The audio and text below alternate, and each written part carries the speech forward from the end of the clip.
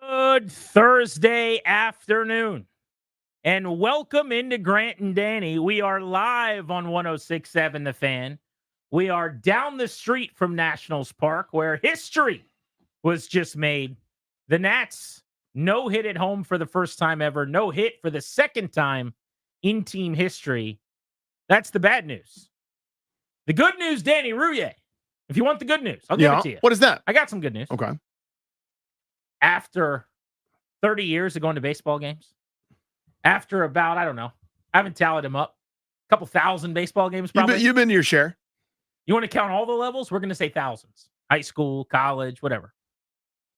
This guy here with two thumbs has seen a no-hitter.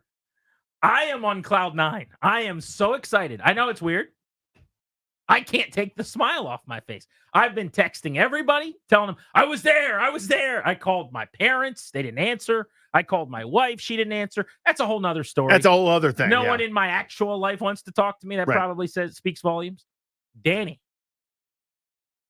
I saw a no-hitter, man. You did. I'm so excited. You did? I texted you guys immediately as it was ending. I was like, I just saw, like, as if you guys had no idea what was going on. We're all here watching. Yeah. Like I'm in another state on a vacation and I'm at some minor league ballpark. Yeah. You don't have the TV on right next to you. I am so happy. Not that the Nats got no hit. That's bad. This, by the way, is going to be really hard for you to explain. I get it 100%. I totally know what you're saying. People are not going to hear this right. James Wood's at the plate. Yeah. I want to see James Wood put a barrel on a ball. Mm-hmm. I wanted him to hit a ball out. I'm always going to root for James Wood to do damage. And I was certainly doing that even late into the game. CJ Abrams, same thing. They mean a lot to me. They mean a lot to the organization. Every at-bat matters to some extent. Like, those guys are significant pieces to the puzzle moving forward. When they were at the dish, I needed good things for both of those gentlemen. However, we got to a point at the game today where we started debating as a group. It was myself. It was our pal Toby Altizer, a couple of buddies of mine who were at the game. Do we want to see the Nats get no hit? Or do we root for them to break up the no-hitter?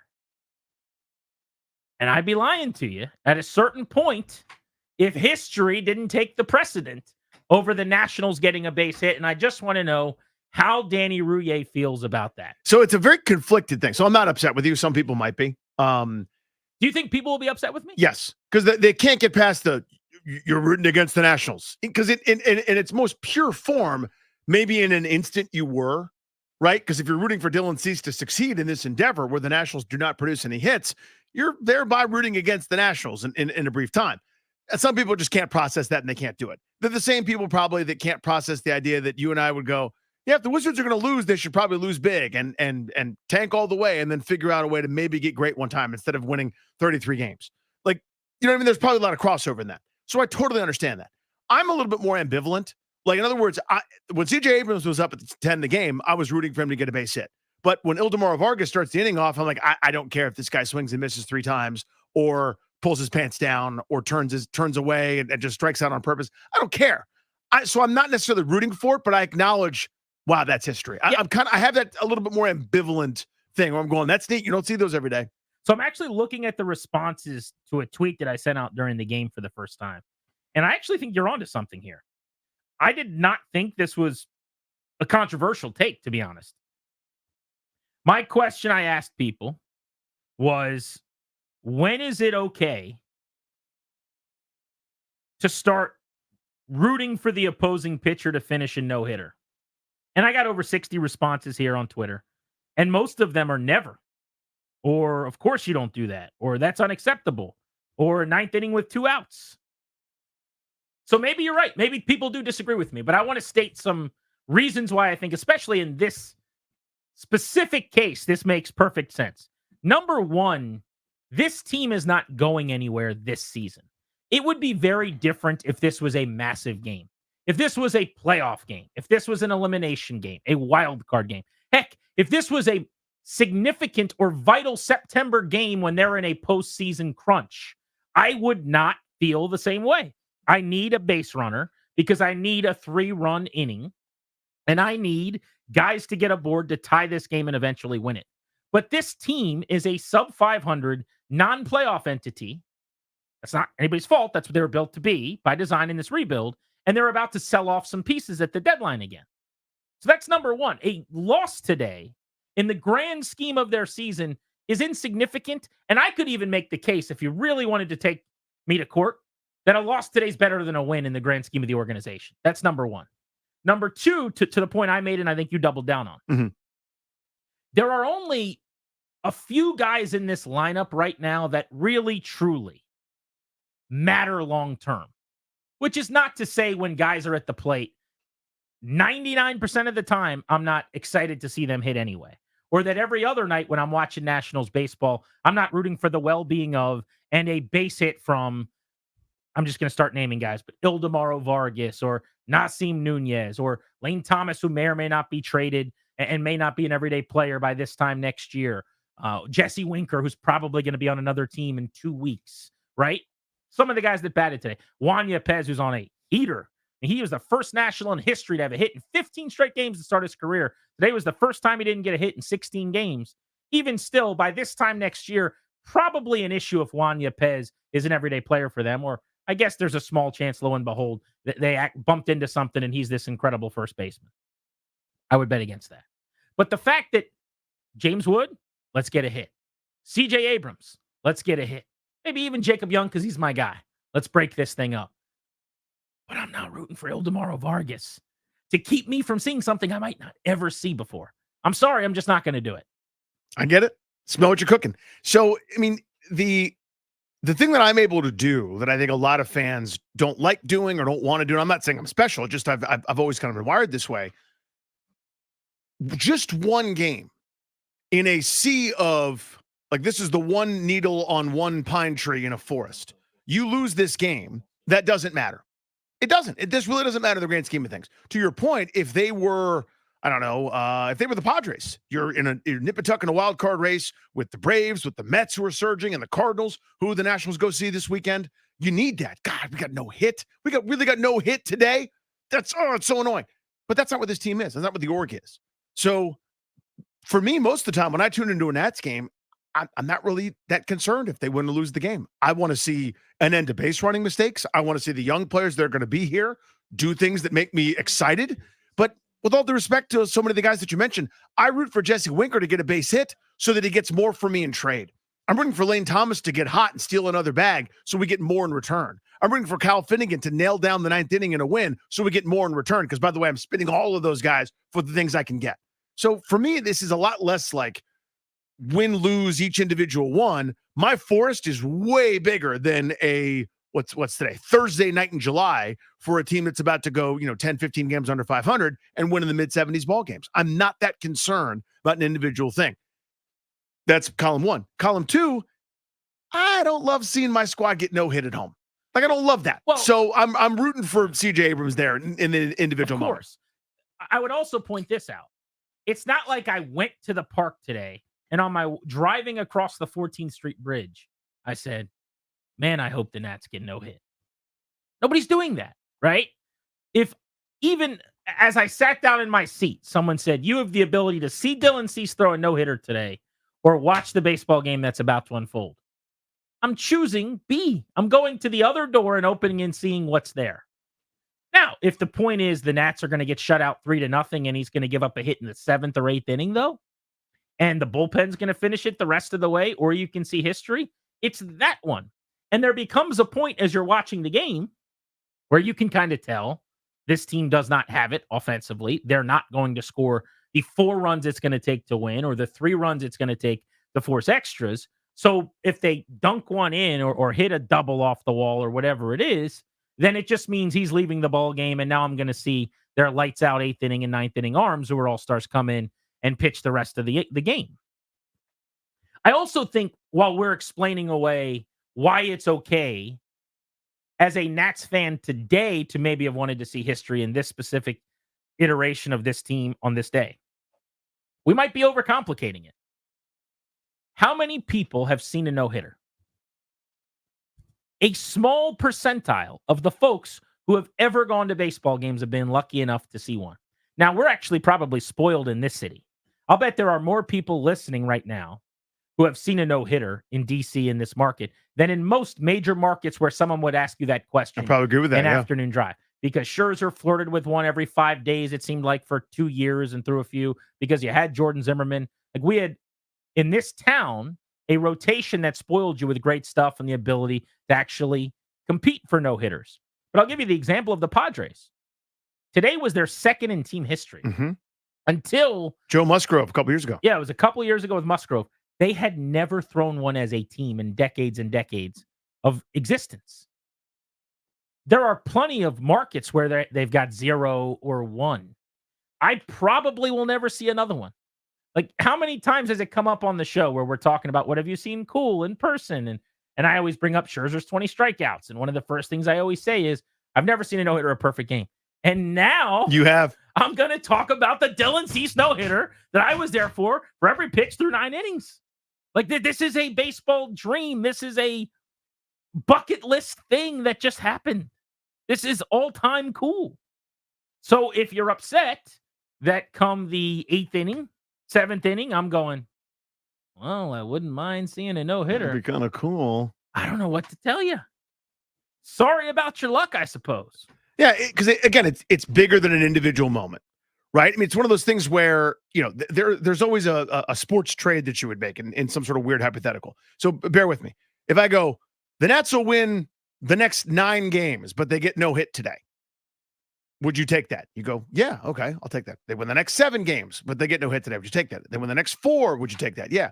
Okay, well, the setting themselves up for the future, would you take a couple of seasons of getting your teeth kicked in?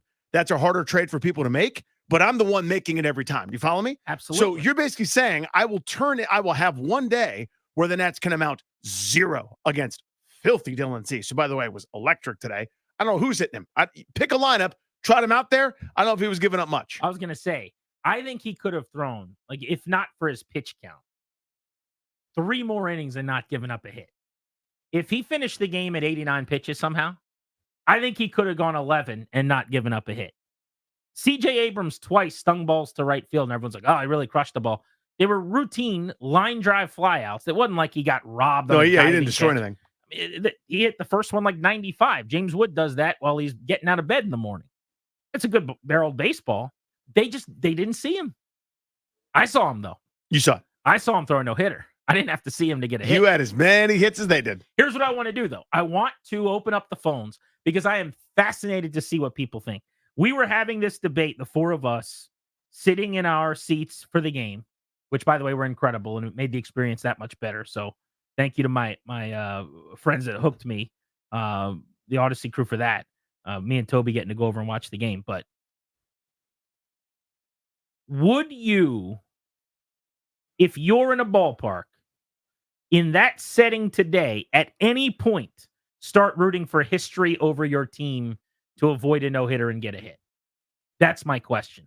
Or maybe the better way to phrase it is, really the debate at its core, when is it okay? Like, what is the situation that's necessary for you to start rooting for the no-hitter that you may never get to see again over your team getting a hit? And did today qualify for that? Because I think if it was a 1-0 game, I would have rooted for a solo home run on every pitch to tie the game. Because the win was still probably more important to me than the history if it's a 1-0 game, depending on who hit it. And I don't want to keep picking on Ildemaro Vargas. But if he was going to we're kind of picking on him. We are a little bit. But if he was going to hit his 3rd home run of the year, I would have said, nah, dog, no hitter. If CJ was going to, with 2 outs, hit the ball over the fence and tie the game 1-1 and the ballpark was going to go nuts, that would be very different for me. If James Wood's going to hit home run number 3 on his season, and he's going second deck right field, and he's going to, kind of jog around the base paths with that stoic non-smile, playing it cool. They're going to slam that Uncle Slam hat on him in the dugout, and now everybody in the ballpark has a tie game, and you're probably going to get to see extras. I would have taken that. But the fact that it was 3-0, I can't explain this unless you watch the game, listen to the game, or at the game. 3-0 felt like 11-0. Yeah, it felt like 30. I mean, they could have taken home plate, moved it past second base, and they still wouldn't have scored. I need to stress this more. They were just getting absolutely carved up. And for that reason, I think today was the right day to be on team history. But I want to go round the room here. We occasionally do this. I just want to take the temperature. I want to go round the room before we get to the phones at 636-1067. So you've been a good sounding board, and I appreciate that. Yes. It is time for you to now make your choice. Danny Rouillet is sitting at the game with me. Would you have been rooting for the no-hitter? Yes or no? And secondly, when is it okay to do so? So me personally, I would not have been rooting for the no-hitter. That would not have been because Abrams was going to hit, because guys that I care about were going to hit. I just don't love my team getting no hit. It's a weird macho kind of thing. It's something that I don't love seeing at home. I don't like other people celebrating on my field in general. That just the way I'm wired. My second answer. Let me ask you a question real quick. Go ahead, please. Have you ever seen one? At the major league level? No. Okay, because I think that could also be a factor. Like, maybe, I don't know, maybe now that I've seen one, it's like a drug and I need another one. Like the next time it's in the 7th inning, I want to add 2 no-hitters to my resume. One's Right, not enough. right. But I do think there's something to, if you've seen a no-hitter in person, it is less significant for you. And maybe you would say, I've already got my no-hitter. I've got that one on the mantle. I've got that pelt. Let's get a base hit. I could totally see that being a thing. I acknowledge I'm weird, but I also don't begrudge it at all. I don't begrudge someone saying, I want to see history. Like when Albert Pujols hits his 500th against you, or if, the Nationals who are out of it are playing against Barry Bonds and give up his record-setting home run. Shout out Mike Baxick. I'd like to see that. That's unique. That's cool. That's once in a lifetime type stuff. So I don't begrudge it at all, but I have my own weird little thing where I don't like seeing everybody dogpiling on the mound at my home stadium against my team. I don't love that. If it wasn't game 122, and I don't know what the actual number is, probably like 111, 106. Mhm. If it wasn't home game number 63 or whatever, I think I would agree with that. Like, my God, in a postseason game, would it rip my heart out? I'd be sitting there balling, throwing stuff at the idea of Dylan Cease dogpiling. Also, it was just a few weeks ago that I despised the Padres. I mean, if I saw a Padre after that K. Barrett Ruiz, Jurickson, Profar situation, I would have tackled him myself. Maybe that should be playing into this, but it didn't. Not in that moment. It feels like 6 years ago that we were at odds with the San Diego fan base. And oh, by the way, it was 5 losses ago. It was 2 sweeps ago. So I've kind of been beaten into submission. Yeah, on I'm that. over it. Darius Dameron, you're next. You know the question. What would you have been rooting for if you were sitting next to me? Number 1. Number 2, when is it okay to start rooting for the opponent to complete the no-no? Had I been sitting next to you in the fancy seats right behind home plate, I would have been rooting for C.J. Abrams or another member of the Nationals organization to get a hit. Any of them? Any of them. I do not want to see another team no-hitting my team, especially, as Danny said, especially on my home field. But in general, I don't want to see my team be no-hit. We went 18 and a half seasons without being no-hit, and now we've had 2 in the last calendar year. I didn't want that to happen. Potentially dying never seeing a no-hitter. Sure, I'd live with it. By the way, you know what I kept thinking about walking back down Half Street? So yesterday, I had 1 ticket, and Darius and Toby were both wanted to go to the game. Ryan and Danny were like, oh, baseball? I would never do that. But Darius and Toby were both like, yeah, I'd love to go. That'd be awesome. And so I was like, and Darius was like, tell you what, I just won't go. And I'm like, are you sure? He's like, I'll live. It's not a big deal. Like, what's the coolest thing that could happen? They'll win by 1? All I could think about was how bad I felt. I'm like, oh, Darius, that's tough. Now, has it crossed your mind that you could have been there? Oh, absolutely, of course. Oh, I feel terrible. I mean, I don't know. Like, he literally said, and I quote, he's like, it's fine, man. There's bigger problems. 10 years from now, someone's going to be like, Darius, you ever seen a no-hitter? And he's going to be like, well, there was this one time where this fat toad I worked with. Anyway. Now, that does come with the caveat of, yes, it would have been awesome to witness history, and I would have accepted it in the moment.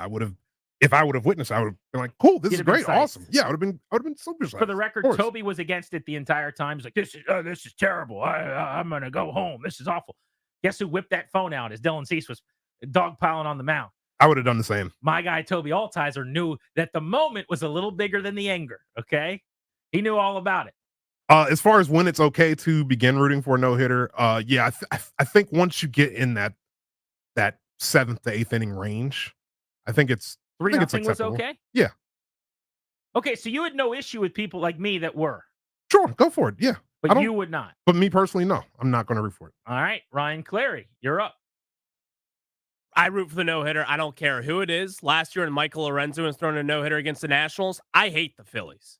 I was rooting for Michael Lorenzen, and I was watching on TV.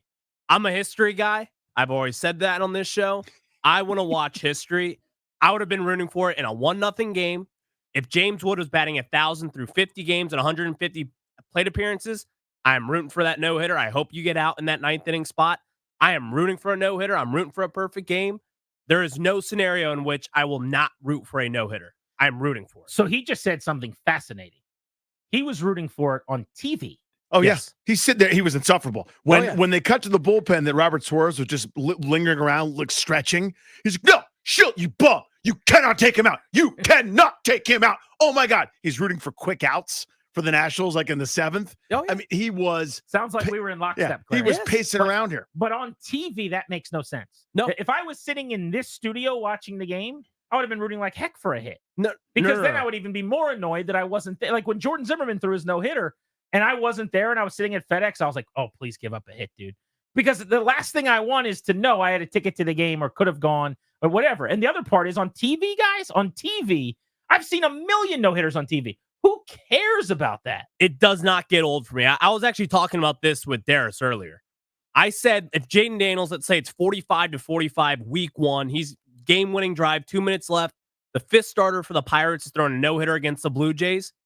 I'm turning off Jaden Daniels. I'm watching a no-hitter. I will take a no-hitter just about over anything in sports. That is tough. I love a no-hitter. So I'd like to separate myself from Clary, who's just going to root against the Nats to get no hit in St. Louis tomorrow. That's what he's hoping. Hope you see it, buddy. Good luck to you. Only because I was there and I wanted to see one in person. Television? Absolutely not. That is insane. But we are on the same team that we would have been rooting together absolutely. for history. Absolutely. Let's see what the people think next. 800-636-1067. You're at a game. Is it ever acceptable to root for history and the opposing pitcher to finish the no-no bid? The Nats were just no hit at Nats Park. We're Grant and Danny. And this update is brought to you by the lawyers of Kaduri and Murad. Visit kmlawyers.com. It was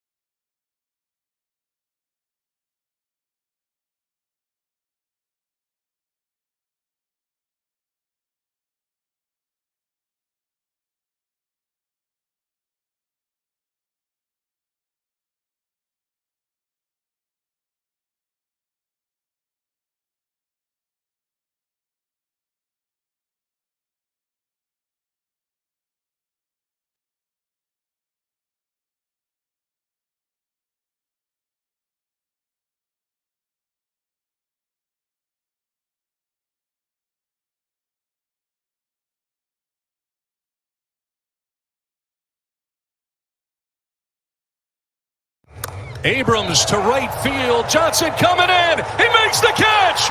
No hits for the Nats. Dylan Cease throws a no-hitter. The second no-hitter in Padres history. There'll be a sea of San Diegans celebrating back home today.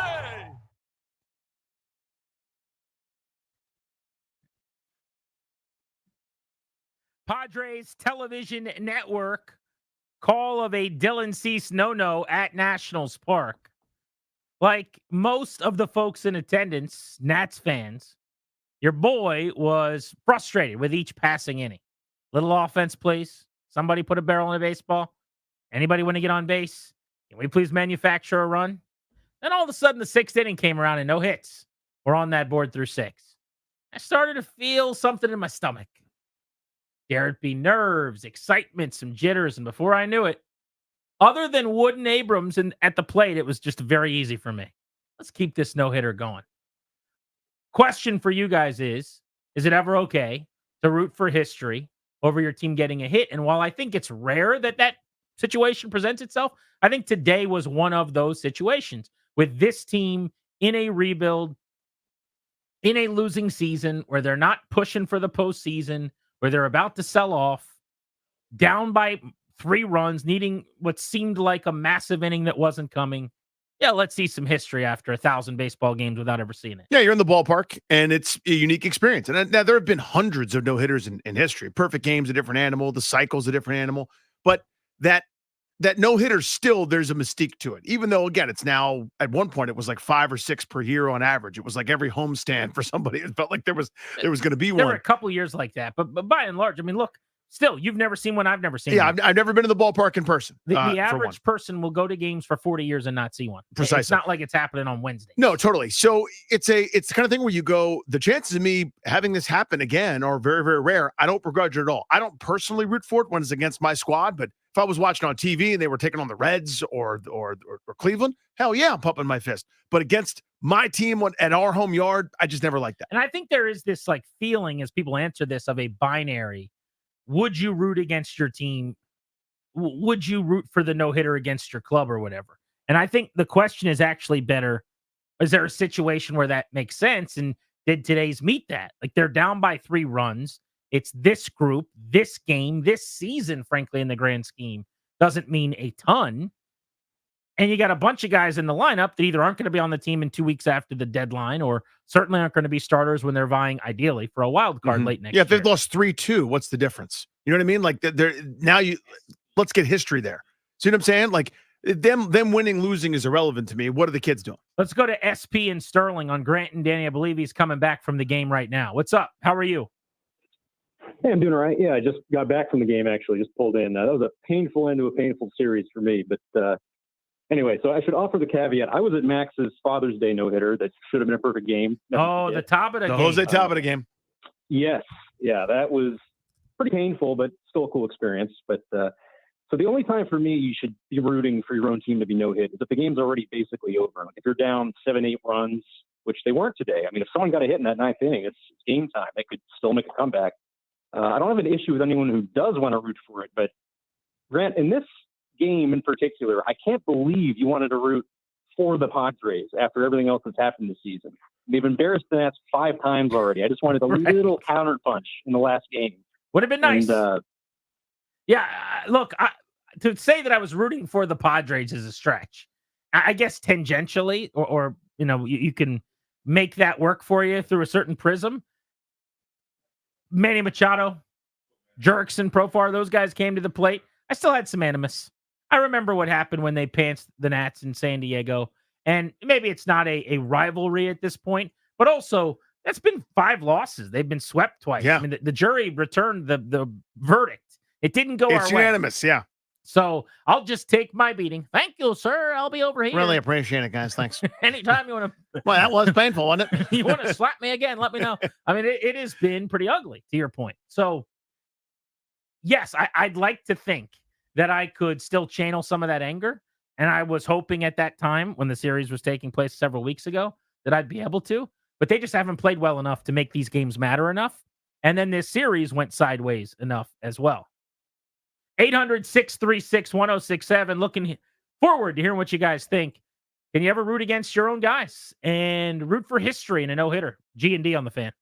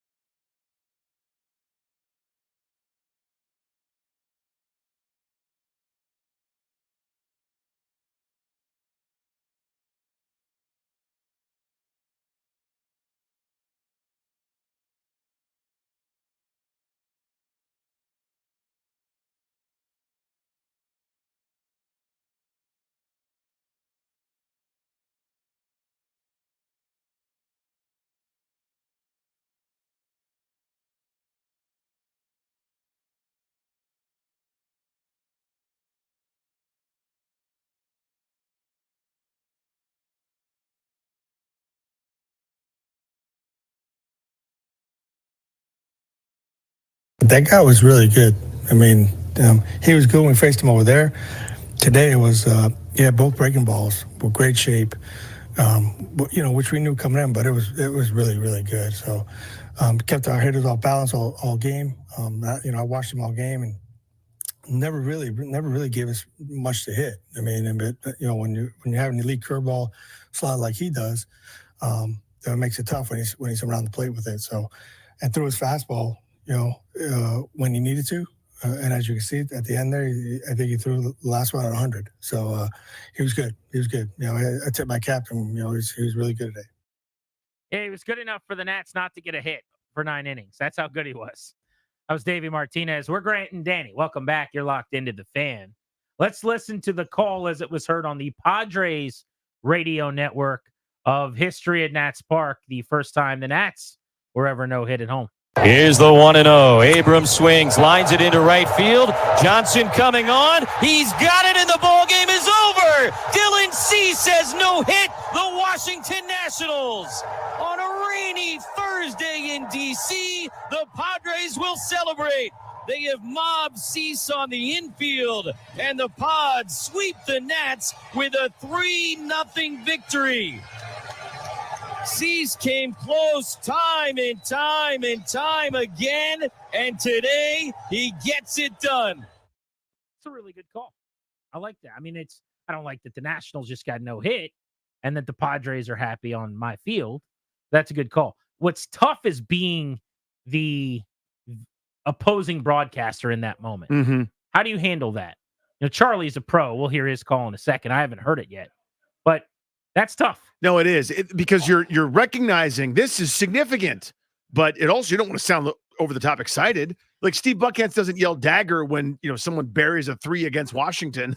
It's like it's more and dagger, like boom, that the air's out of the room. You owe a respect to the accomplishment. There's got to be a reverence that you're seeing something pretty magical. Also, there's probably an electricity running through you, even though it's against the team that you pull for as a broadcaster. Because Charlie's probably done however many thousand games, what's 162 times 30 probably or whatever at this point. Yep. And you've done, he's seen 2 or 3 of those. So just naturally you're going to be feeling emotions. But also that there is a massive faction of your fan base that's livid and stewing, and they don't want to hear you excited. But let's hear how he handled it. The right-hander rocks and kicks. Cease fires. Abrams swings and lines into right field. Johnson coming in. He's there, and he makes the catch. And Dylan Cease is mobbed by his catcher, Camposano. And here come the rest of the Padres, jumping up and down as they drift back toward the third base side of the mound, out toward shortstop in a hopping celebration for right-hander Dylan Cease, who's thrown the second no-hitter in San Diego Padres history. Struck perfectly, right? Yeah. It's kind of what we're talking about. It's a delicate balance, right? Because as you said, reverential towards what just happened, because it's still pretty rare. I mean, there are hundreds and hundreds and hundreds of games every year. This is still, once a season kind of a thing. There have been 2 no-hitters all season. Mm-hmm. There have been thousands of baseball games played. Yeah, and so you obviously are deferential to that, but at the same time, it's not. And can you believe it? It's not, Jason Worth gives us one more night. It's this happened. This is a huge deal, but it did happen to your team. Let's hit the phones. I want to see what you guys think. Danny and I are on different sides of this. Danny says there's no situation where he'd ever root for the opposing pitcher to pull off the no-hitter. Today was the situation for me. They're rare, but it was a crooked number deficit. I didn't think the Nats were coming back. I don't think that this is overly significant a situation in terms of needing a win for a losing team. And I'd never seen it before. So it met my threshold. I wanted to see history as of really the 8th inning or so. Let's go to Chuck, who's in Arlington on Grant and Danny. Hey, Chuck. Hey, guys. I want to say, first of all, I love your show. I listen to you all the time. Appreciate you, buddy. Thanks, buddy. But what I don't do is pay enough attention to what the Nats are doing. I go to maybe one game or so a year, if that. It's probably been at least 2 years since I've been to a game. And today I decided I was going to meet up with an old buddy. We were going to catch up, go to the day game, kick back and, and chat. So, we were enjoying the game. We loved the bobble catch, even though it was the Padres. Right. And I said, that's going to be the highlight. I can't wait to tell people about it. And So we were kind of, chatting away, didn't really know what was going on. And then I said, well, end of the seventh inning, I think I'm going to go, beat the traffic and head back to my car. So I went to my car. I caught the Charlie Slows call that you just played. Oh, and I no. why are they mobbing Dylan Cease? What? Oh, no. Oh, dear. I walked out of a no-hitter. You're kidding me, Chuck. No. So have you ever seen one before? No. I go to one game a year. How do I, come on. But I mean, to say you are a baseball fan in the sense that. I was a big fan in 2019 for sure. But after that, I was like, there's not a lot to root for lately. So, like I could find someone in the city right now where I said, hey, Dylan Cease is going to throw a no-hitter at Nats Park in an hour. If you go, you get to see a no-hitter. I'd be there. I would have been there. And you walked out after the seventh. Oh. Does it count? Does it count that I saw? You got a ticket stub, right? I think two things, right? One, you definitely were at the no-hitter game. You get to claim I was there the day. But I think the story's so good. The story's actually great. You actually just tell the story of.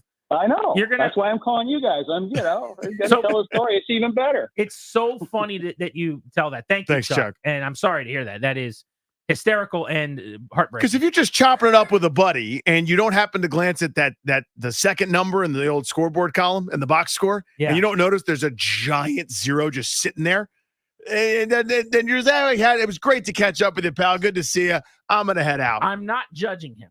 It's gonna sound like I'm not. I promise. It's gonna be a little judgy. No. Trust me, I'm not. That is impossible for me because I've never paid that little attention at a game. Okay. But he just, like he said, him and his buddy wanted to catch up. They could have gone and had lunch. If the Nats were out of town, they probably would have just met up at Circa. And instead they said, oh, let's sit at the ball game. We'll have a beer. We'll have a hot dog. We'll talk about what Glenda's been up to. So I actually do get that. And Brenda's been doing. One of my good buddies is in town, and a few folks were suggesting, hey, why don't we meet up at a Nats game and go to dinner down here in the Navy Yard? And actually, the Nats are going on the road, so we can't do that. So we're meeting somewhere else. But I could see that, right? You're chopping it up, hanging out with some pals. No issues. I probably would have noticed that 0. You need to check before you leave. I didn't notice. What I was going to bring up, though, and I'm glad he told that story. My wife knows this. There have been times where I have said, if she's at a game or coming home to the kids or vice versa, I will occasionally say, hey, I know I can't stay for all 9 innings or something, but DJ Hers is on the mound. We're right here at the ballpark. I'm going to go over until he leaves the game or whatever.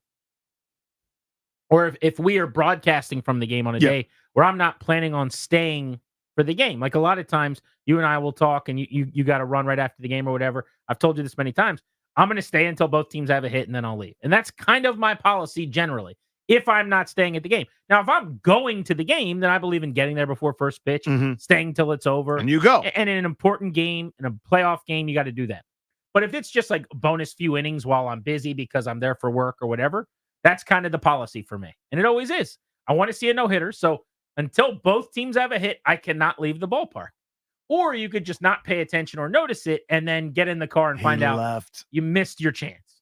There's a funny Charlie and Dave call from when the Nats came all the way back to beat the Mets when they scored like the 7 runs in the 9th. The old you blew it one. You blew it, where it's like, if you left this ballpark when the Nats were down 9-3, you blew it. And I feel bad for our guy, but you might want to recycle that call. That's a tough break. Oh, Chuck. Let's go to David in Maryland. What's up, David? Hey, David. Hey, and a happy OV special chicken parm to all of you. Absolutely, sir. How are you? Good. Good. Grant, especially, I am a homer. Lo and behold, a homer. When I go to a baseball game, though, and when I sit down, I don't care what team it is. I'm looking for a cycle. I'm looking for an immaculate inning. Ooh. If I get lucky enough to see a no-hitter, you're hunting history. I don't care which team it is.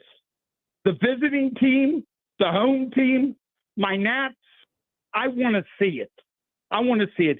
So your boy that said he watched on TV, the Phillies, I would even let the Phillies do it. But when he said he would turn off a 45-45 football game with a Hall of Fame quarterback in Jaden Daniels playing, I kind of lost him on that one. Well, I love your confidence in Jaden Daniels. Now, that's a history hunting fan that far exceeds me. Like, I wanted to see the no-hitter today, but I do not prioritize generally just at every game. Like, I hope this is an immaculate inning for the starting pitcher for the Pirates, Paul Skeens or whatever. If you get a strike away in the first inning, and it's probably not going to be a big inning, okay, now it's 0-2, 2 outs. Let's see the immaculate inning. Same kind of thing as today, but I'm never going to, like, my priority is always Nats success. Let's knock a pitcher around. Let's win the baseball game. Let's score some runs. Let's have James Wood go 4 for 4 with 3 home runs and 9 RBI. That's always where we start. And as the game goes on, I can kind of reassess as we go. But I can't stress enough that they were down by 3 runs, and it felt like 10, 1 million, yeah. And that this season is just a big 162 game build for next year, basically. That's what this is. Let's go to Dick in DC on Grant and Danny. What's up, Dick? Well, I completely agree with Grant on sort of time, place, and circumstances. I was certainly rooting for the no-hitter, watching it on TV as it got partway through the 8th and into the 9th. Now, you've said lots of fans have gone to games for 40 years and never seen a no-hitter. I started going to games in 1947, and it took me more than 40 years before I did see a no-hitter. Wow. Which was Wilson Alvarez against the Orioles in 1991 at Memorial Stadium. And then I was also at Nats Park for the Jordan Zimmerman no-hitter. But, the circumstances determine what you're, really going to be comfortable rooting for. And the important thing to remember in all of this is what you, the individual fan, sitting in the stands or in the TV or listening to the radio, are rooting for makes zero difference as to what actually happens. Very true. Whoa, I can't have that kind of logic in my face right there. To that point, Yeah. It always has bothered me and annoyed me. Not that people refuse to say no-hitter, because you can fan how you want to fan, whatever. But the people that get upset at me. So, like, today, I was saying there's a no-hitter going through 7. Everyone's like, why would you say that? How come you use the words? Stop saying that. I have nothing to do with the outcome. I got hockey buddies. And with 4 minutes to go in the third period, Lindgren's standing on his head. The Caps are up 2-0. You're not allowed to use the S word, right? You're not allowed to say shutout. I will so routinely just, unless you're pointing it out as a broadcaster, how should people know? I guess you could get cute and say, still a 0 in the hit column, or, we're still waiting on something to happen. Like, stop. You are not involved in this. Either Dylan Cease is going to execute his pitches, or one of the Nats is going to drop that wood on that baseball, or it's not going to happen. It's got nothing to do with you. So I loved his other point, though, about context having everything to do with it. So on a day, for the sake of argument, even though he pitched well today, and actually what he did, we should probably talk about at some point, talking about Patrick Corbin, with the rain delay of an hour and almost 20 minutes and, starting an inning in the first and coming back out and giving him 7 is incredible. I would say that was like an astoundingly impressive day. That was a big deal, in all sincerity. That was big boy stuff, especially because the bullpen's been brutally overworked here, especially of late. But on a Patrick Corbin day, if the Nats lose, 9-5, I don't really care that bad. I don't care if he gets hit around.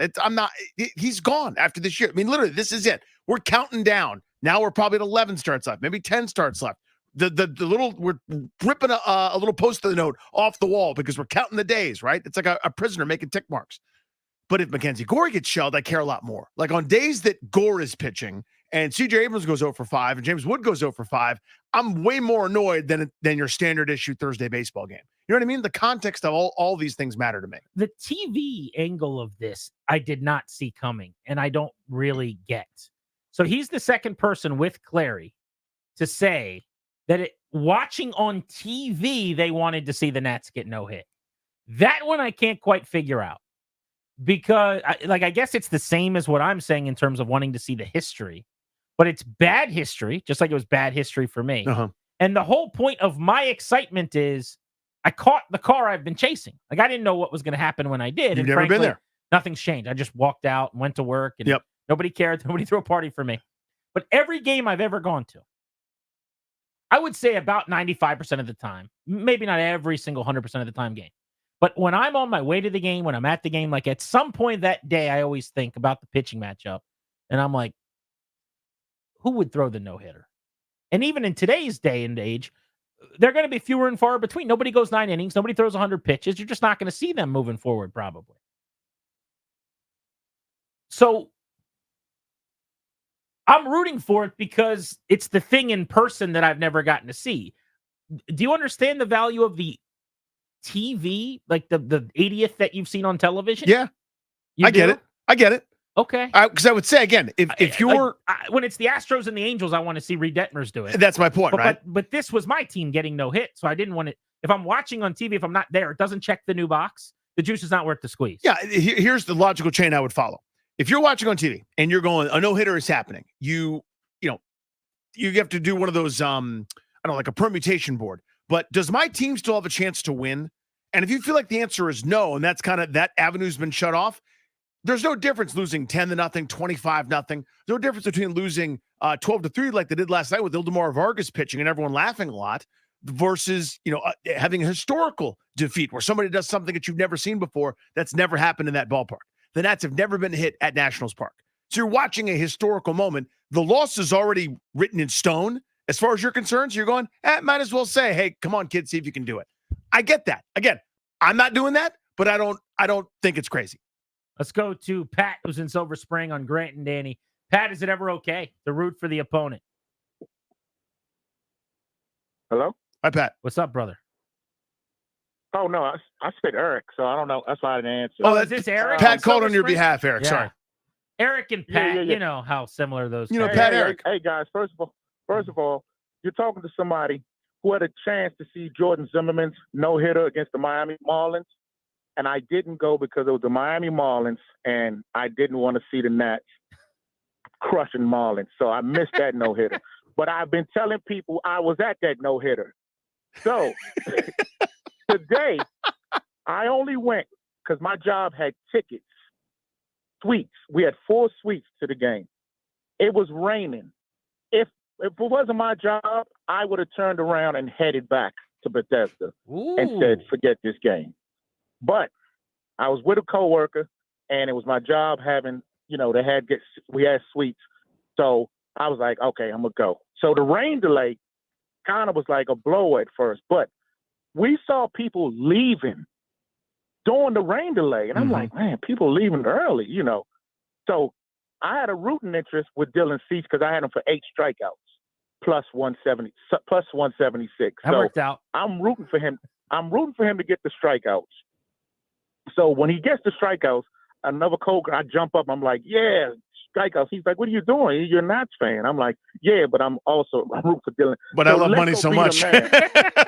Right, yeah. So I'm like, let's go beat him now. So 7th inning, I'm like, after he get his 8th strikeout, I'm like, okay, let's beat him now. But I'm looking, I'm like, dude, he has no hits. And I'm looking in the bullpen. I'm looking in the Padres bullpen. I see guys back there scrambling, throwing the ball against the wall. I'm like, no way to him. He's still throwing seeds.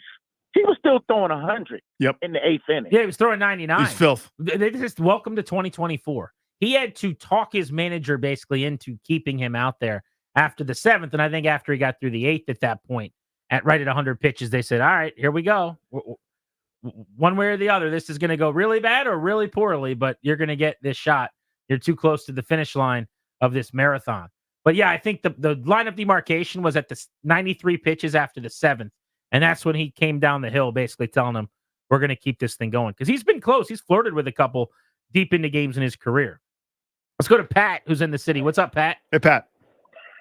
I can't believe Chuck, who called earlier, who left during the game. That's tough. That's hard. That doesn't count. That does not count for seeing a no-hitter. Were you at the game by chance? I was at the game. So let me ask you this. Hold on one second. I'm going to ask you this. So where I was, I overheard a bunch of people at the end of the game finding out he had a no-hitter, like in the closing pitches as people were standing up. It was stunning to me. Yeah. How many people, maybe it's just because it was a noon game. It was like a camp day with a lot of kids. Might have been one of those, oh, the Nats are playing already. Let's walk over kind of things instead of lunch. But it was crazy to me how many people were disengaged enough that they really didn't know there was a no-hitter with, like, an inning left. That was crazy. Yeah, to me. I went there with my son, who took me to the game for a birthday, and Nice. he actually thought it was a 7:00 game. He made a mistake, and so I said, "I'll still go. I'll take off work." So thank you, Kevin. But we actually said during about the 5th inning, how many people realize what's going on around here? And I said, 40%. And like 8th inning, I said, what percent now? 75 and 80, because you still didn't realize. And so we actually went down by the Padres behind their dugout just to get around the Vide. And everyone seemed to coalesce around there. All the Padres fans went there. And that was some real energy. And that's history. You can't not get excited about that. I mean, I'll remember this game forever, but I won't remember a 3-1 loss or something like that. Exactly. So And that's kind of my thought. You got to be there. You got to do it. We just had a caller 10 minutes ago or whatever recount the 1991 no-hitter that he saw in Baltimore. That was 33 years ago? Yeah, 30 years ago, yeah. I mean, theoretically, hopefully, I'm lucky enough at 70 that I'll talk about the no-hitter of Dylan Cease in 2024. I mean, it's one of those, if I could quote Charlie Slows for a second, remember where you are. So you can remember where you were. There you go. Kind of things. Is there anything else in other sports that even relates to this? Before we move on and get to football, I want to try that next, which is to say, like, if a basketball player is filling it up and has a chance to go for like 60 or 70. Now, the Wizards just don't matter at all. So I don't care. Like, Steph could go for 80 tonight. Let's do it. Yeah, while we're tanking, like, give me that Tracy McGrady 63-point game. I'll go to see that. But if you guys can come up with something, whether it's football, hockey, basketball, whatever, is there a time where you find yourself maybe going, again, not in a playoff game or a gotta have it game, but I'm a Caps fan. I'm at Cap One Arena. Something's going on where I go, okay, now I kind of want to see him do it. Like, what is that? Grant and Danny on the Fan.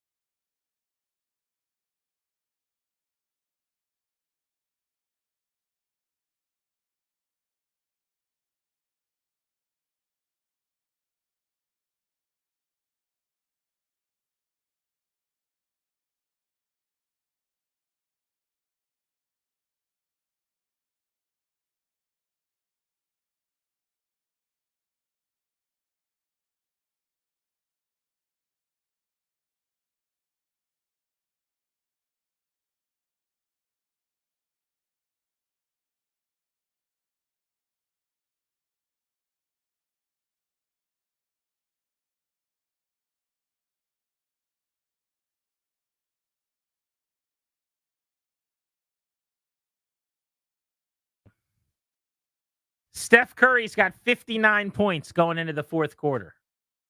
You want him to get the ball constantly hoisted from three and try to gun for 75 or 80, something that'll be talked about for a long time? Or do you want the Wizards to shut him down and close out a win when they're up by a point? Is it this year's Wizards? Yeah. The flag for flag? Sag for flag, whatever you want to call it? By the way, Cooper flag is unbelievable. Yeah. Let's go in the pooper for Cooper. I'm all in. I went down a rabbit hole just watching that guy's highlights the other night on both ends of the floor. He is a breathtaking player. Mm-hmm. It won't work out somehow. They'll either be not the worst somehow this season or they'll be the worst and they won't win the lottery. Yeah, they'll pick fifth. But in the event, somehow, some way, that they get the number one pick, he'll be the biggest star in DC sports, I think, within a year or two. I think he's got a chance to be pretty special. Because the talk about him around draft time might be Wemby-ish. Think about that. Yeah, I think it'll be transformative. So, yeah, in this case, by all means, if my group is losing, that's cool with me. Most of the other things that I could think of, though, and we're talking kind of in retrospect here about not too far long ago, but Dylan Cease, no hits. The Nationals, there's kind of a turn, a pulse. It feels like, okay, once the win is out of hand, it's not going to happen. Are you rooting for history? Most of the things that would come up to me in other sports or even in baseball aren't individual game moments, because baseball has these romantic things. Like everyone knows what a cycle is, what a perfect game is.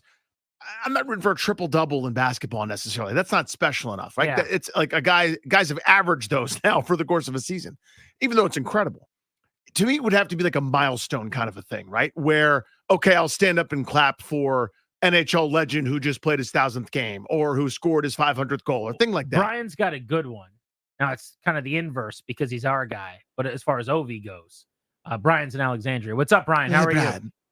Hey, guys. Thanks for taking the call there. Great show as always. Listen, I was thinking, you want to see the historical moment, right? And you want him to be your guy. But whatever. Imagine, Ovechkin's chasing down Gretzky. He's got a couple goals to go. They're playing in Calgary or someplace like that. You have to imagine the Calgary crowd that night is going to be rooting for Ovi to get the goals. Wouldn't you think? So it's such a good... I'm so glad you came up with this. I think so. And in fact, we've seen these really good sports towns give him these unbelievable ovations when he gets to big benchmarks. I think it's either when he, passed Gordie Howe or some superstar, or he got to 500 or 600 or 700 or so be it. And I think Chicago was one of the places, if memory serves, maybe Detroit. But when he scores these epic goals, everything's kind of stopped and they've given him his due. And I do think there's something to that where I'm gonna make it. Let's see. It's got to be a non-rival because Pittsburgh maybe would give him that love just because it's a great hockey town. Do you think if Sidney Crosby, in a hypothetical, he's going to break the all-time points record? He's playing against the Capitals. I don't think anybody's rooting for him to do it. But if he did it, do we give him a standing ovation? Yeah, I think so. I think we probably do.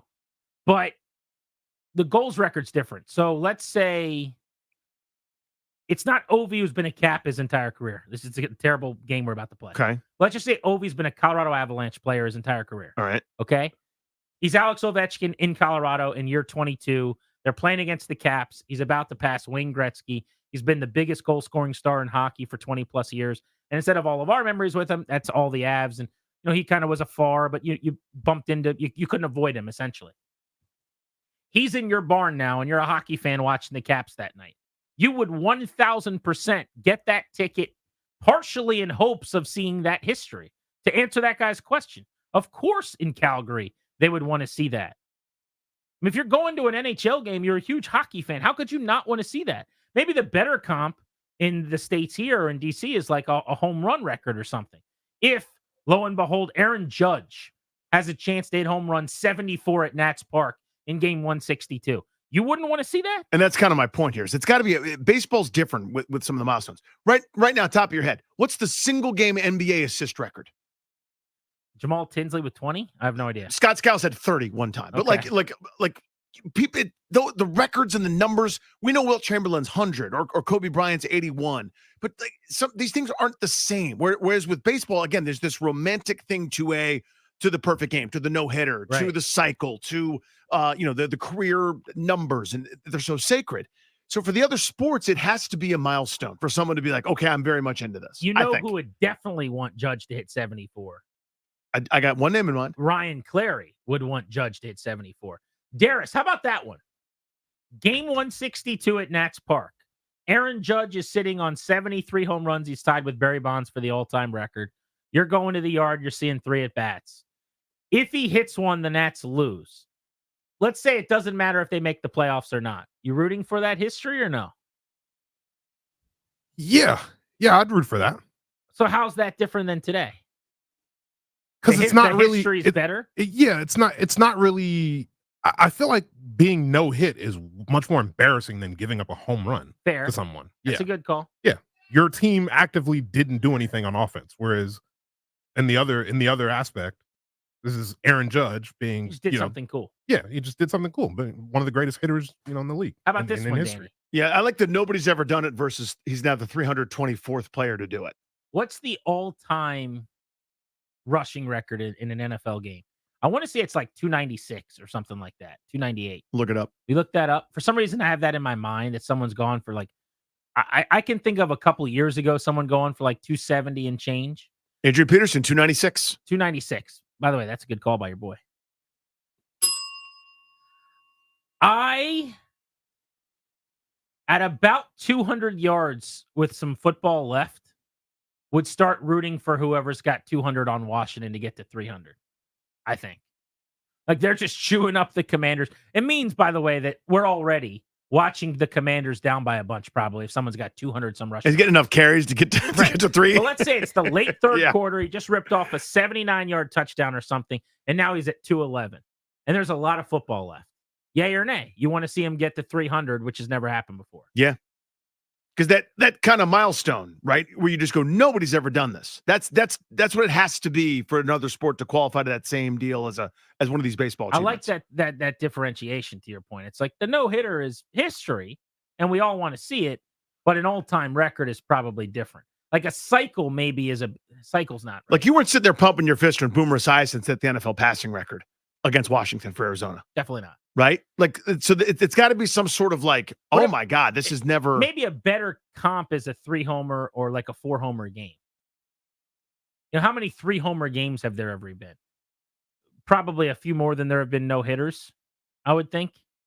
Like, would you sign up to see a great player, hit 3 home runs?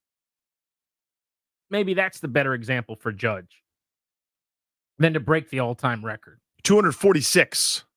So a comparable number to no-hitters. Wait, sorry, this may not be accurate. This looks like 480 times that has happened. That was 246 just in the National League. So there you go. 480 times overall it's happened. So more often. Roughly, But we're roughly getting fairly closer confident. in terms of chance of it happening. Andre's in Manassas. What's up, Dre? What's going on, guys? buddy. So I don't know if it's because it happened against the Cowboys. I've seen a lot of wide receivers play ball in my ears. I'm 47. But what Randy Moss did to the Cowboys, I think, his rookie year against during the Thanksgiving game, when he was like, 3 touchdowns for 3 receptions, but I think it was the yards. It wasn't like, 3 touchdowns, 15 yards. It was like 3 touchdowns, like 160 some yards, something like that. And that was extremely impressive. So I would probably like to see some kind of situation where a wide receiver catches 3 balls, 3 touchdowns, but he had to have more than 150 yards, something like that. Appreciate you. Just got a text from our buddy Toby Altizer, who hosts Overtime here on the Fan pretty frequently. Also the co-host of one of the best podcasts I've ever heard, Bustin' Loose Baseball. It's really an unbelievable Nats podcast. You guys should check it out. He said, it's like when Drew Brees broke the passing record against the Skins on Monday Night Football. By the way, we were there. We were there in person. He said, I hated it because it's all they talked about for the entire game. I didn't want it to happen against Washington. I never want to have to be rubbed, like my face rubbed in the other person's success all night long. So I would have preferred it not against Washington. The night, like I think it was 140 yards shy or something. I'm making that number up. Coming into the game, I'm like, it's here, it's happening. I'd love to avoid it, but I can't. But also, like, that's TV. Like, I don't want to watch that on TV. If I got to be there to say I saw Drew Brees do that, I would actually sign up for that. Now I don't have to listen to Joe Tessitore, whoever called it that night on Monday Night Football. Tell me about how amazing he is. Calling so many Saints touchdowns. I'm quite literally just there watching it. And yeah, you got to deal with the fact that your team lost, but You get to say you were there. There's some value to that. Speaking of the Commanders, we have not even mentioned the fact that they were practicing at training camp today. We should probably do that next on Grant and Danny here on The Fan.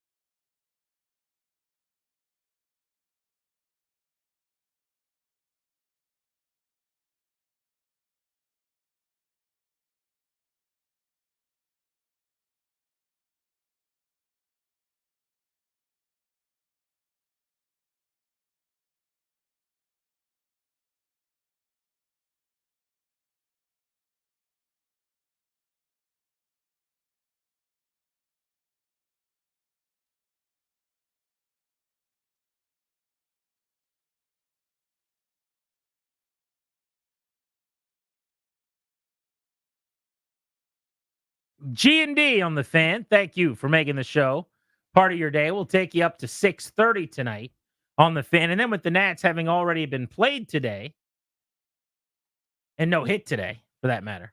It's weird because they've already played, but they still don't have a hit. So figure that one out. We will have live local programming deep into the evening with overtime tonight coming your way in about 45 minutes.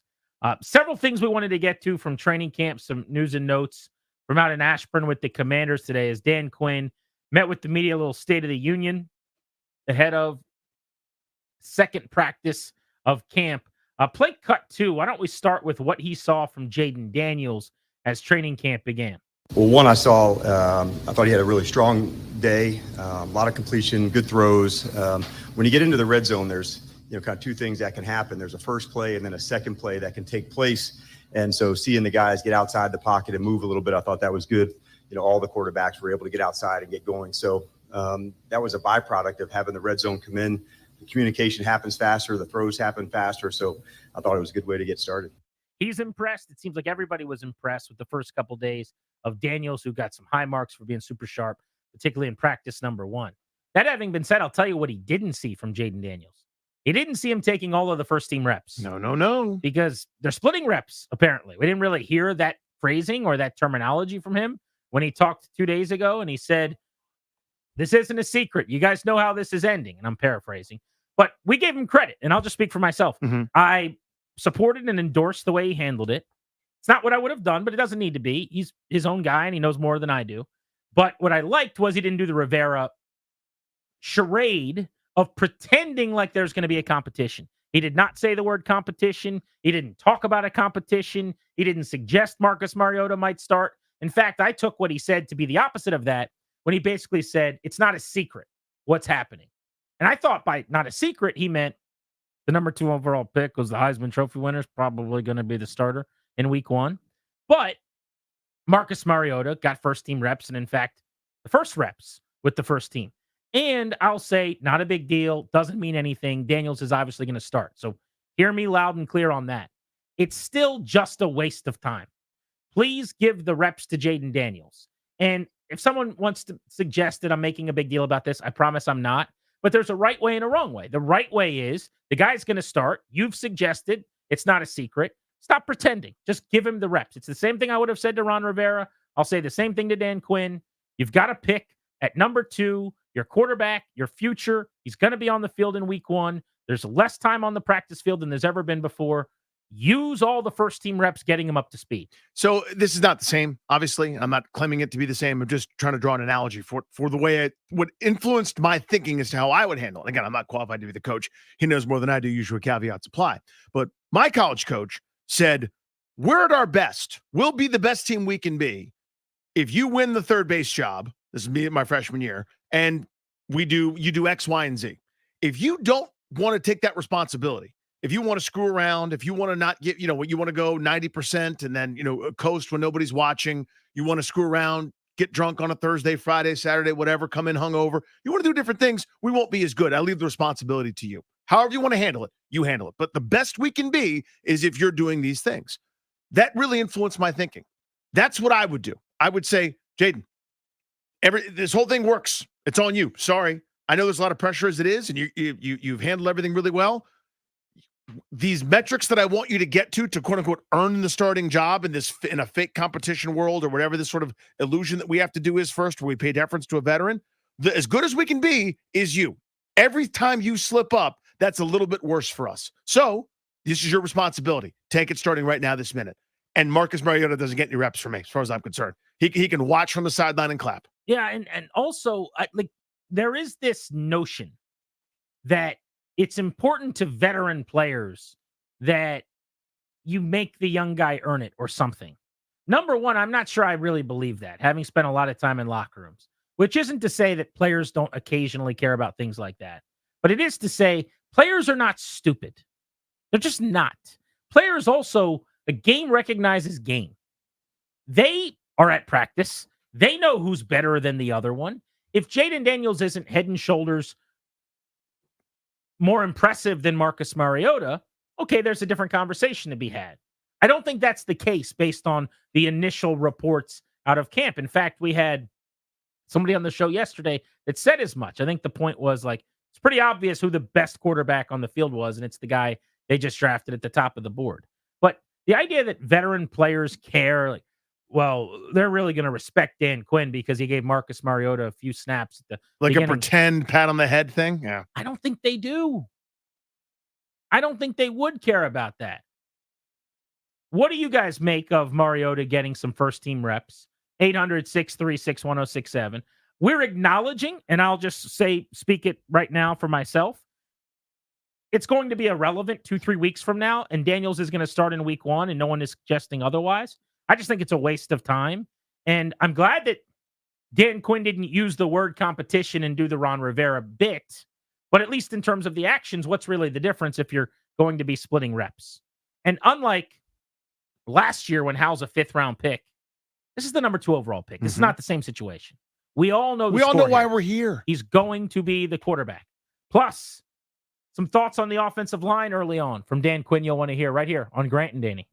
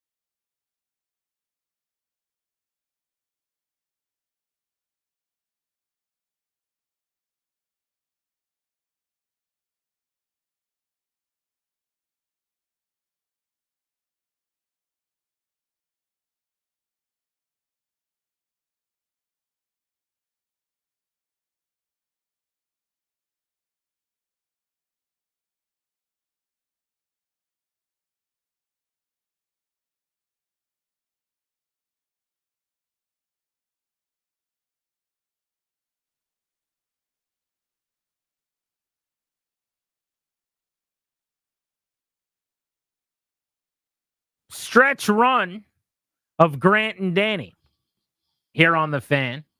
This show is sponsored exclusively by our friends, the law firm Condori and Murad. They will guide you and your family in the right direction. They'll help you draft your will, set up a trust, or create a healthcare power of attorney. Schedule a free consultation with their estate planning attorneys at kmlawyers.com. Be sure to tell them that we sent you to get a discount, kmlawyers.com. What movie do you think of when you hear that song? Road Trip. Correct. Think of Road Trip. It's a great film. They're driving the bus after, I forget the kid's name, the really super skinny kid. Kyle's car is destroyed. So somehow driving a school bus, and that comes on. Name of the band is? I Wanna Rock. Yep, by? Go ahead and say it. I think I'll pull it. Give me a multiple choice, and I won't even look at you. Okay. Is it Motley Crue? Is it Def Leppard? Is it Twisted Sister?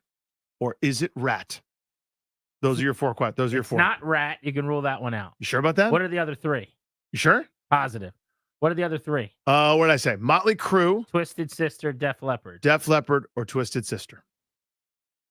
It's not Twisted Sister. Rule that out. Okay. What's So left? it's Motley Crue and Def Leppard. Is it Motley Crue or Def Leppard? It's Motley Crue. Final answer? Yes. That is an X. It's Def Leppard. Another X. You ruled out Twisted Sister, and the answer is Twisted Sister. Ah, you hate to see it. You hate to say it. I love that song. It's one of my favorites. You'd like to rock. He's declaring it. He's letting you know. Great movie, by the way. Ryan, you probably have not seen it. You should see it. Darius, you probably had. I think Darius is going to say he's seen it, but it's been a long time ago, and he doesn't really remember it. I've seen it. It's been a long time, and I don't remember it. That was the height of Tom Green's powers. It's where you enunciate everything, and you speak very slowly. That's where Unleash the Fury comes from, through the Capitals, where he's trying to feed Mitch the snake. Unleash the Fury, Mitch. He's got a snake named Mitch. And he's trying to feed it, like he's giving it little grasshoppers and stuff, and he gives it a little mouse, and then he's holding That it in part's front of tough. it, and the snake jumps up and bites his hand. Unleash the Fury. Good film. Before we get back to the Commanders training camp and some of that audio, do want to let you know that we'll be live and local all night long on The Fan. When we're done, 6:30 overtime, Linnell Willingham will keep you company. And we are back at it tomorrow for a regularly scheduled 4+ hours from 2 to 6:30. Also, at the end of this segment, end of our show, coming up in about 15 or so minutes, we're going to be giving away tickets to see Creed at Jiffy Lube Live for a show that is tomorrow. Tomorrow night. So if you want those tickets for Creed, Three Doors Down, Finger 11, make sure you're listening at about 6:20 or so, 15 minutes out right here on The Fan. Before we move on, though, Dan Quinn talking about Jaden Daniels, what impressed him. We were discussing the fact that he's not getting all of the reps. Not a big deal. Nobody's saying it is, except that I just think it's the wrong way to do it. Please give the guy the reps. I'll give them a week or two of doing this little charade, this little shabingus, this little fake thing. But as of like preseason games are being played, reps need to be going to Jaden Daniels. Because you can't tell me from one side of your mouth, these practices mean so much. There's not a lot of time. Whenever we're together, it's significant. There's never been less time to prioritize as important to get everyone ready to go. And also that you're divvying up those reps unnecessarily. Like those two things don't work in unison for me. My question, it's my only question, and this is how I would have governed the entire offseason. And if you've listened to the show, first, I appreciate it. Second, I have quibbled with some of their approaches to this. I have one question. What's best for Jaden Daniels? That, to me, is not sharing reps with Marcus Mariota. That's more reps for Jaden Daniels. The occasional for Marcus Mariota, if Jaden Daniels is out of breath and maybe he could learn something by observing, let's think of that. Whatever's best for him is best for all of us. Yeah. That's not splitting reps with Marcus Mariota. It's not. Also, I was listening earlier today to our buddies B. Mitch and Finley, who were out at training camp. Mm-hmm. And JP brought up, I was on my way to Nats Park.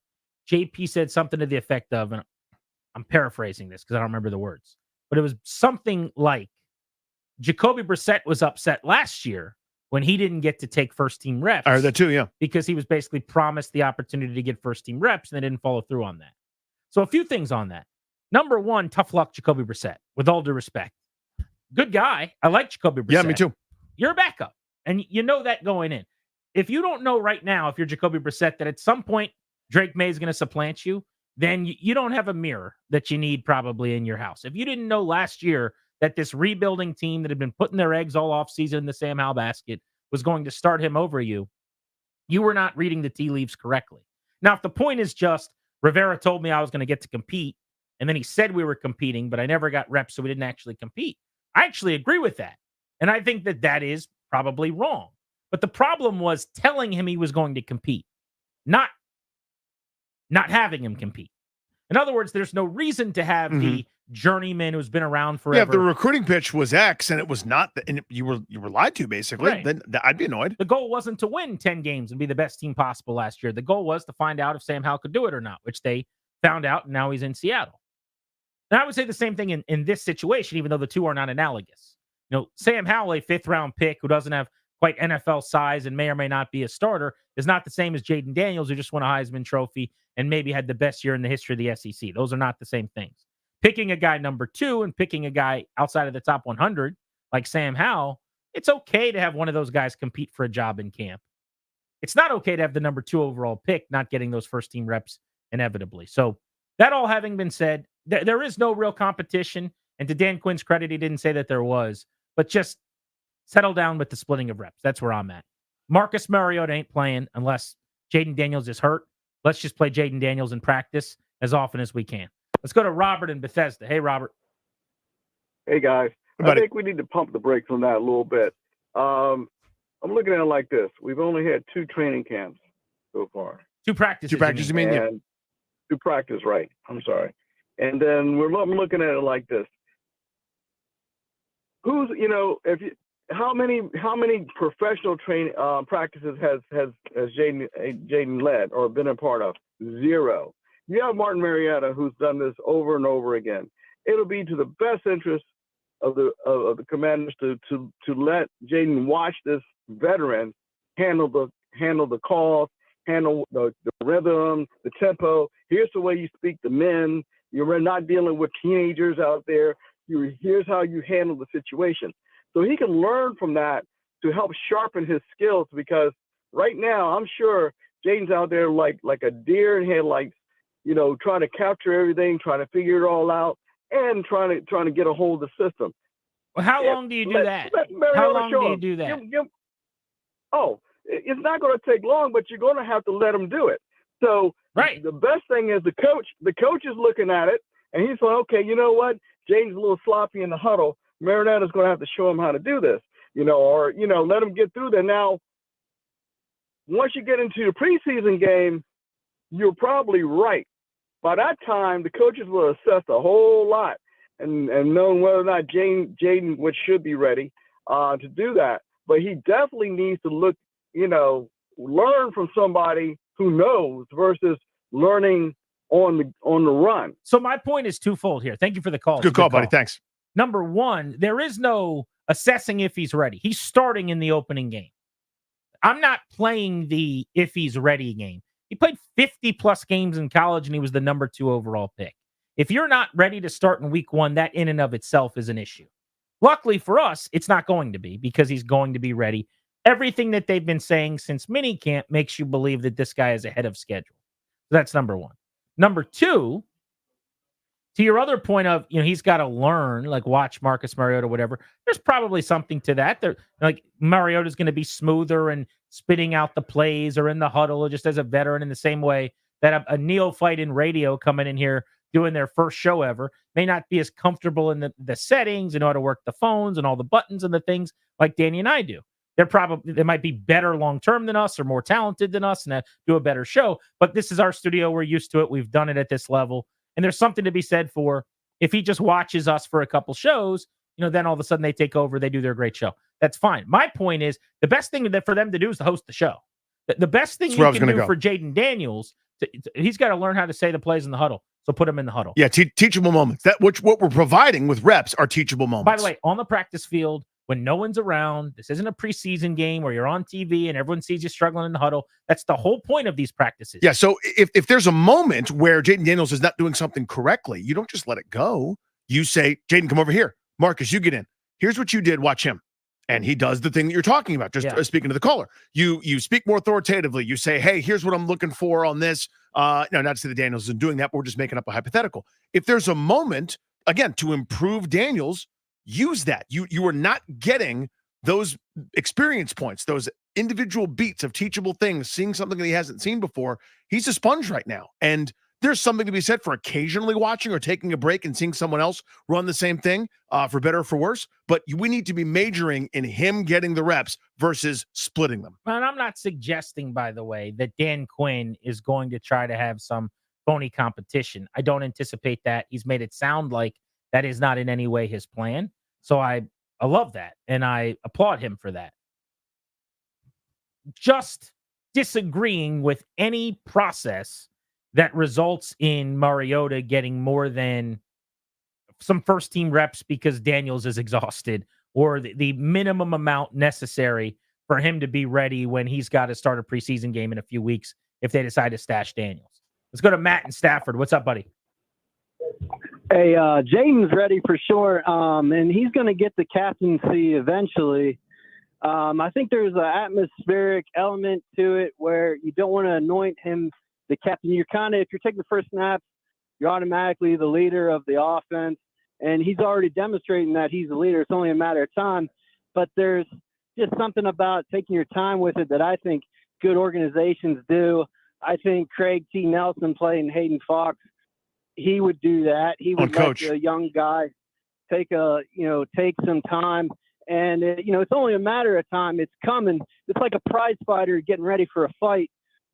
There's just little steps that you take to make sure when it's time to unleash it, it's going to be a lethal weapon. And I think Shanahan did that with Griffin, where they just really slow played it, let him get his feet wet. And then when the time comes, you unleash him on the NFL and he's going to tear him up. Thanks, bud. Thanks, bud. I just like what the Bears are doing with Caleb Williams. That's how I would do it. And it seems like, I wouldn't say it's the minority. It's against convention, though. Older coaches, veteran coaches hate doing it that way. But the Bears just came out at OTAs and said Caleb Williams is the starter. Like, no bones about it. There's no tomfoolery. We're just telling you straight here. He's going to start. It's not like their locker room all had some uproar because they didn't get to compete and the veteran got supplanted and how dare you. Not at all. They all knew what was happening. And, oh, by the way, he's going to get, because of that, all of the first-team reps like a starter would. Well, let's just say this. And again, I'm making this up. I have no idea if this is the case. But let's just say that the Minnesota Vikings, where they go, you know what's best for J.J. McCarthy? To have to earn this job. We're going to start him for this. Again, I'm just making this up. Third on the depth chart. And he's got to maximize every rep. And we think that's the long-term plan that's going to get him the best and then get this team the best. Then you could do that. Now, I don't personally think that's the case with Daniels, because he's gone through that. I'm underachieving here a little bit for a while, and I've now dedicated myself, and I turned myself into the Heisman Trophy winner, the number 2 overall pick, and I'm living up to the billing. I don't think he needs that carrot. But if that's the viewpoint, okay, I can live with that.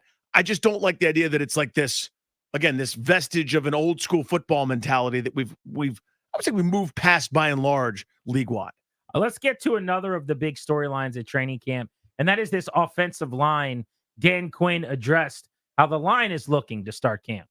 2 parts, Natalie. One, first part is where are we on the skill work? To say the individual blocks, the individual techniques. You don't go a whole day of, hey, we're just going to work pass protection or just the run game, because that's not how the game flows. So you're in and out of drills in between practice. So different combinations of players will be necessary over the course of the next 4 or 5 weeks to find what's the best winning combinations. And so often a guard or a center has to work together, or a tackle or a guard have to work together. So they'll need time, but we'll mix and match until we find that right balance. So I'm looking for execution and the skill work. That's always something that I think will be leveling up and again and again and again. Focused on the interior, it sounds like, because they've got some new fresh faces there. Center Tyler Biotish, obviously a new left guard, and Nick Allegretti as well. Indeed. And so, building that chemistry and that symmetry between the guys, where the moves become intuitive, where the timing of on a double team block. Let's say Darius and he's center and I'm guard, and we got a vicious defensive tackle across from us. And Grant, I got to know intuitively how many beats am I engaging you, and then Darius is too, Do I still need to hold on after he's kind of going to move to the next guy to try to get to the second level on a run block? Those things take a minute. They take a while to kind of develop. That's why it's a great thing that on the right side, there is continuity. There's some continuity there. Where you could tell me if you're not sold that Wiley's going to be some top half the league tackle, that's fine. But the fact that you have a right guard in Cosme and a right tackle in Wiley, who both played all last season, who know each other very well, who played well together in the stretch run, and specifically in Cosme's case, I think got really comfortable and had a lot of success. I think that will benefit them for sure. Go to cut 10, Darius. This is something that I brought up yesterday, and Dan Quinn addressed it today and spoke to it. I'm a big proponent of going away for training camp. This is one of my few football cowboy takes where I'm hat on a hat and old school tough guy routine. I like to go away, get away from families and any kind of distractions. I want to be in a college dorm. I want all the players sleeping on the dormitory beds, the little mattresses, and roughing it a little bit. And I want to just, Carlisle, Frostburg, some kind of environment like that where if you're going out to eat, you're going with 7 of your buddies. If you're going to get ice cream, you're all on bikes or walking side by side. Like that would be the vibe I'd create, a la the Kansas City Chiefs, one of the teams that still does this. But Dan Quinn actually talked about some of the benefits to staying at home in their backyard at the team facility. Potentially probably a good question for the offseason as we're going through it. But more importantly, how do you connect with an entire group? And that's, to me, where it's going. This is my first experience, with the training camp here, and I'm really pleased, with the setup and how it's going, because sometimes you can't envision it until you're, living in it and all day after day. So I've been really pleased with the format so far. I do wonder if it's something maybe they revisit. I don't remember what the Falcons did. I think their offices are in Flowery Branch or something. I think I'm right about that. But maybe Dan Quinn gets through training camp this time around, even though they're staying in the beautiful digs out at Lansdowne Resort. And he goes, I actually don't love being in Ashburn. It doesn't feel different for the players. Yeah, it's not a great facility either. Not only that, but there's just something to, like, if your camp is at the same place as your everyday work, it's like if we're having a big seminar downstairs as opposed to all getting together, an hour and a half away and staying in a hotel or something. It feels a little bigger and more important. Yep. And maybe he decides he does want to do something different next year. Who knows? This is the first chance he's getting to really feel it out in Ashburn. Yeah, or you get the ownership involved too. So for the sake of argument, I know obviously Richmond ended up such a big flop for everyone involved. Yeah, how'd that work out? Well, but you could see this ownership group who's intelligent and smart go, let's go to a territory that we still kind of have some reach in. So maybe there is something near in and around Richmond, or that's part of that market where you'd go, let's just go to an existing, not have them build a facility for us that screws over taxpayers and we lose and they lose and nobody's happy about it, where we can't have visiting teams come for joint practices. But let's go to, if like VCU had a good football team, let's go to VCU, or let's go to William and Mary or something down in Southwest Virginia. Let's do something like that as part of it to kind of increase the territory, business parts, and then also to kind of accomplish what you're talking about, getting everybody away. One of the players under a very bright light at training camp is Jamin Davis. All eyes on the 25-year-old entering his fourth and potentially final season in Washington, because they did not pick up the fifth-year option on Davis. So this is a contract year now for the former 19th, actually, overall pick, who had 3 sacks last year. Yeah, Dave, that's one of the positions that I spoke about, to have multi-position work, and we'll continue to do that with him. He's got speed and length, like an outside backer does. So you need work at it, and it's not something that I'll know in 1 or 2 days.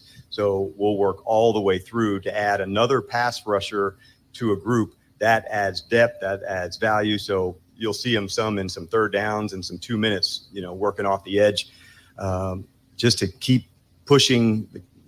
What else can we do? How else can we feature players? And Jamin's a perfect example of that, Dave. You and I were both on record yesterday saying position change could be coming. He's been working with the defensive ends pretty extensively, and you hear Quinn there. What I can gather about him is a lot of times when he's asked about a specific player, he will answer kind of in broad terms, but on something like that, in terms of usage of Jamin Davis, he kind of extrapolates it out to a larger, big picture thought of, well, we're going to use guys the best way that they're going to, he didn't want to answer, but he came back to guy can pass rush a little bit. We need a pass rush. And as a theme, I actually like that a lot. Now, it's easy to say in July, to your point, but it's also, these guys are going to fit what I do versus we'll find something that they do well that can help us, right? Like, so it's not worth every sacrifice. Let's say for the sake of argument that, I don't know, I'm making up that Bobby Wagner was an unbelievable blitzer and the best pass rusher they had. Well, they don't have anybody who can also, do the other responsibilities that Bobby Wagner could do as a middle linebacker to cover for him. So you can't blitz him every play. So you can't just do it every time and sacrifice all integrity of a defense and responsibility. But it is refreshing in general, because this is kind of the anti-Washington, the way they've been for so many years. This guy, Josh Norman, made, all defensive teams doing it one way. We're going to have him come do something totally different than he did before. Albert Haynesworth, he was a all-pro 4-3 defensive tackle. Let's have him be a nose and a 3-4. All these stupid kinds of things, don't do that. Find what they do best and figure out how that can help you. Looks like, just looking at some NFL storylines today, Russell Wilson was held out of practice, so Justin Fields got to operate the first-team offense for the Steelers. It's still my belief Fields is going to play for them this year. I think so, too. If I was the Steelers and Arthur Smith, I would design a package for Justin Fields as soon as week 1. I just don't trust Russell Wilson enough to fend him off anyway, which is not to say that I'm a big Fields guy or that I endorse him. I just think that's an older, declining quarterback who's not particularly good anymore in Russell Wilson, and a young guy who's got one elite trait and one special skill in his skill set in the tool bag, which is the speed and the running ability of Fields. And there's got to be a way to make that part of your offense, especially for an offensively starved team like Pittsburgh. We just haven't been able really to. They haven't found an identity or anything to hang their hat on the last few years. And they need like one extra dynamic, because you're right. They've been so plodding and gross and pathetic. I think an OC change was long overdue there. I think that's happened now. So I would also say Fields throws it just well enough to make you respect everything. You know what I mean? Like, you can't commit 8-9 to the box to stop it, because it might be that one play goes over the top and hits somebody. I think they still have a couple weapons there that are okay. It's not what it was a handful of years ago, but yeah, I think he plays. I am not a Russell Wilson believer anymore. I was dead wrong. I thought Denver, their initial move made sense, not the contract part of it, but trading for him, I thought, this is just a change of scenery candidate. Seattle knew before the rest of us did, man. I think that dude is washed and scrubbed. Big night for Darius Dameron. It's opening night tonight for Deadpool and Wolverine. Yes. It will be seeing it in theater. Darius, can I talk you into a nice big bag of buttery popcorn this evening? You cannot. My mind and heart are set. We are not getting popcorn tonight. What are you going to get? I'll tell you what he's going to get. He's going to get stale nachos. And cheese. Those old chips that have been there for a couple days. Because those stale chips aren't going to taste very good without those nacho cheese. Why are you so bitter about my nachos and cheese? It's just, it's the nubbiest snack at a movie theater. I'm going to have a nice big old tall cup of classic Coca-Cola from the machine. Well, that's great. Outstanding. I can't That's wait. really good. And I'll probably have a bag of candy on the side. You're going Which to candy? Ooh, that's a good question. Oh, I'm man. thinking Sour Patch Kids. Sour Not Patch bad. Kids is probably going to be at the top of the list. You're going to the Hoffman. So that means, Darius, that they have one of those machines where all of the sodas, like 300 types of soda, are on the one. Yeah, the Coke freestyle machines. I hate those. Now, it's still better. Like a fountain soda in those is still better than a bottle, obviously. It's innovative, but it's not as good as the regular Slightly thing. better than a can. But the OG machine where you put it under each given type of drink, it's got the little lever you got to push. That's really what we're looking for. And the lemonade one also has water.